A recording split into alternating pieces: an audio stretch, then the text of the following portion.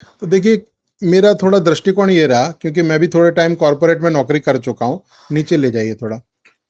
Corporate नौकरी versus स्वरोजगार, इसमें से आपको एक कॉन्सेप्ट पसंद करना पड़ेगा। ऐसा मैं नहीं कहूंगा कि सब कोई कॉर्पोरेट जॉब छोड़ दें, लेकिन प्रायोरिटी ये हो कि जब तक हो सके खुद का बिजनेस होना चाहिए, छोटा से छोटा। एक बार शुरू हो गया तो उसको भी हम लोग बड़ा कर सकते हैं, व्यापार फैला सकते हैं।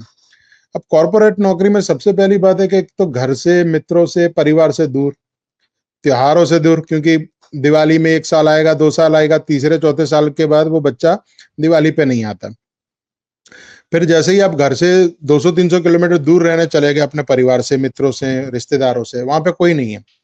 बैंगलोर में आपका कौन है? आपकी जैसे पैदाइश अहमदाबाद है, जॉब लगी आपकी पुणे में, वहां पे आपका कोई नहीं है।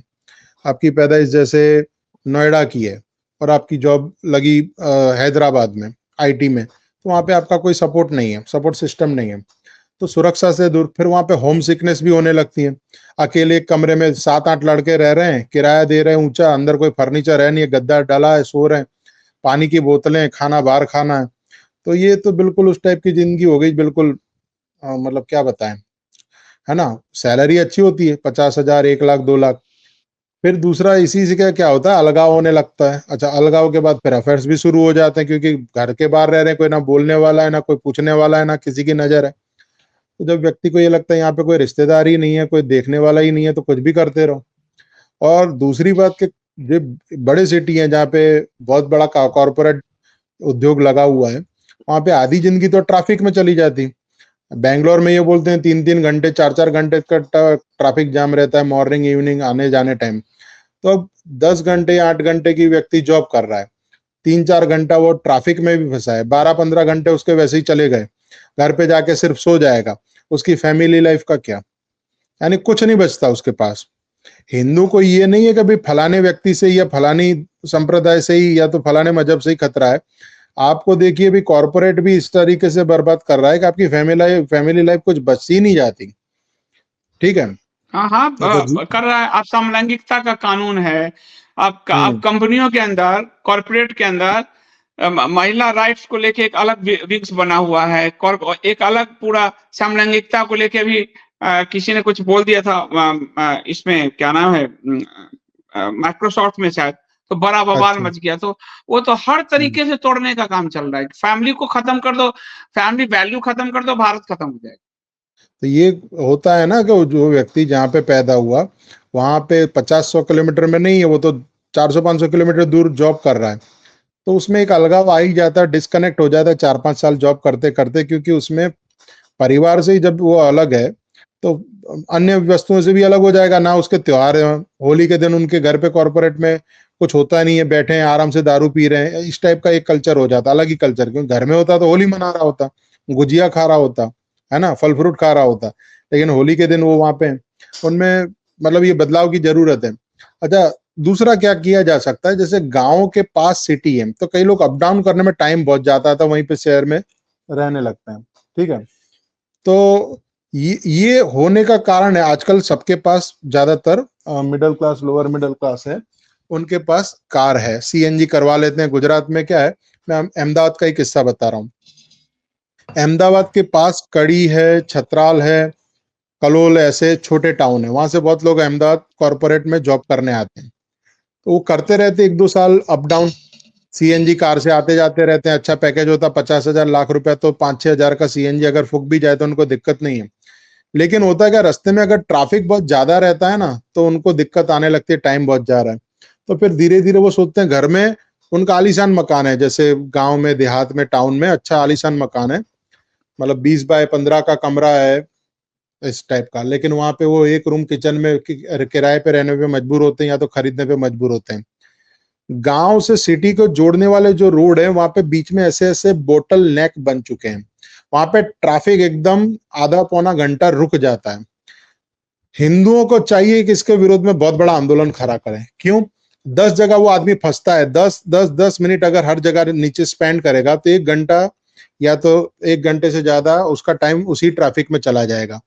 तो अगर एक्चुअली उसका टाइम लगना चाहिए 1 घंटा, लेकिन लग रहा है 2 घंटा, तो सवेरे 2 घंटे, शाम को 2 घंटे, तो वो बोलेगा चलो मैं शहर में ही जाके रह लेता हूँ। ये इतनी बड़ी समस्या है। तो या तो सिटी के अंदर ये माहौल हो कि जहाँ पे चौराहा आता है उससे 10 फुट अंदर सड़क के अंदर तक कोई स्ट्रक्चर ना बनाया जाए और वहीं पे चाय की केटली वगैरह बनाई जाए। लेकिन होता क्या है कि जैसे ही सड़क बनती है वहां पे लोग अपना ढाबा वगैरह डालने लगते हैं, क्राउड होने लगता है। तो ये बोटल नेक जो बन गए हैं उसको दूर करने का काम अगर किया जाए तो कई लोगों का सिटी में पलायन बंद किया जा सकता है और गांव से वो जाना उनका हो सकता है। अब दूसरा है कि भाई मनुष्य सामाजिक प्राणी है, कोई वो कॉर्पोरेट स्लेव तो है नहीं। तो ये चीजों को हमको समझना पड़ेगा। हम ह्यूमन बीइंग इमोशनल प्राणी हैं, बोलने वाले, सोचने वाले, किसी का साथ सहकार की अपेक्षा रखने वाले। तो ये हमारा जीवन गांव में रह सकता है, टाउन में रह सकता है, बड़ी सिटी में भी रह सकता है। लेकिन अगर कॉर्पोरेट स्लेव आप बन गए, आधी जिंदगी आपकी ट्रैफिक में, आधी जिंदगी आपकी ये मैनेजमेंट की मीटिंग्स में और उनकी डांट खाने में, प्रेशर झेलने में, तो बचा क्या फिर? तो हिंदू तो आधा ऐसे ही परेशान है। हिंदुओं में कॉर्पोरेट का ज्यादा है ना चलन आजकल, तो हिंदू में परेशानी भी आजकल ज्यादा ही है। ब्लड शुगर इनको लग रहा है, हार्ट के पेशेंट इनके यंग बच्चे बन रहे हैं। क्यों बन रहे हैं इतना? मैं खुद कॉर्पोरेट में रेट में था। सैटरडे को जब मीटिंग होती है टारगेट के, आधा घंटा तक डांट फटकार चलती है। उसके बाद अच्छा अच्छा व्यक्ति जो भी थोड़ा स्वाभिमानी वो जॉब छोड़ के भाग जाता था। ठीक है, फिर नए लड़के आ जाते थे। ठीक है, आगे बढ़ते हैं।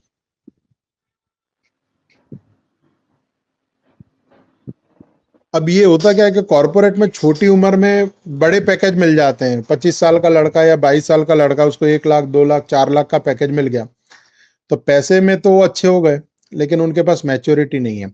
जैसे मेरे पिताजी 20-22 साल में, उनकी 22 साल में फादर बन गए थे, तो मेरा जन्म हो गया था। ठीक है, शादी के 1 साल बाद ही। तो फिर उनकी 1 आध 2 साल में पहले छोटी जॉब थी, फिर बाद में बड़ी जॉब लग गई, अच्छी बढ़िया वाली। और 25-30 साल में उनने मकान भी ले लिया था ईएमआई पे, लोन वगैरह करते करते। ठीक है, आज के जमाने में हम देखते हैं कि 30-35 साल तक जो कॉर्पोरेट में नौकरी कर रहे हैं, 1-1 लाख जिनका पैकेज है, उनका खर्चा ज्यादातर तो ब्रांडेड कपड़ों में जा रहा है, ब्रांडेड शराब में जा रहा है, पब में घूम रहे हैं, यहाँ पे क्लब में घूम रहे हैं, मॉल में घूम रहे हैं। सेविंग कुछ है नहीं, मकान लेने की सोच ही नहीं है। जो किराए के घर में रह रहे हैं उसी में वो खुश हैं। और 40 साल 35 साल में शादी कर रहे हैं। फिर उनको विचार आता है कि भाई शादी हो गई, अब मुझे घर का घर रहना है, फिर वो मकान लेंगे। अच्छा, 35 साल में शादी होगी, उसके 2-3 साल बाद माता पिता बनेंगे, तो उनके पास बुढ़ापे में वो बच्चा बड़ा होगा, ये बिल्कुल बूढ़े हो जाएंगे।